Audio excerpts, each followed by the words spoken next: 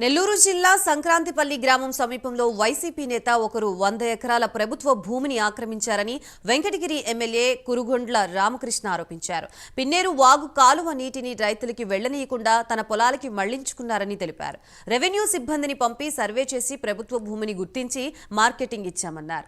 ఆ భూముల్ని సాగు చేస్తున్న పేదలకే అందేలా చర్యలు తీసుకుంటామని ఎమ్మెల్యే రామకృష్ణ చెప్పారు.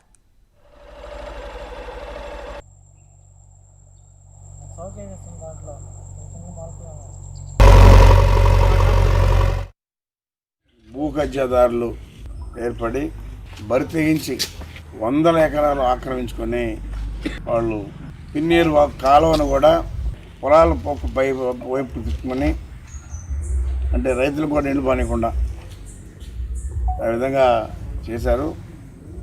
దాన్ని ఈరోజు రెవెన్యూ డిపార్ట్మెంట్ అధికారులను పంపించి సర్వే చేయించి ఇప్పుడు మార్కింగ్ ఇచ్చారు.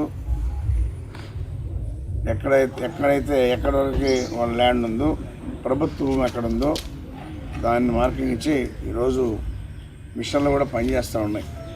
భూ కబ్జాదారులు ఏర్పడి బరి తెగించి 100 ఎకరాలు ఆక్రమించుకొని వాళ్ళు పిన్నేరు కాలువను కూడా పొలాల వైపు తిప్పుకొని అంటే రైతులు కూడా నీళ్లు పానీయకుండా ఆ విధంగా చేశారు.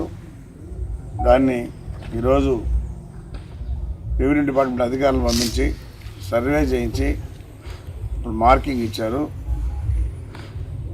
ఎక్కడి వరకు వాళ్ళ ల్యాండ్ ఉందో ప్రభుత్వం ఎక్కడ ఉందో దాన్ని మార్కింగ్ ఇచ్చి ఈరోజు మిషన్లు కూడా పనిచేస్తూ ఉన్నాయి.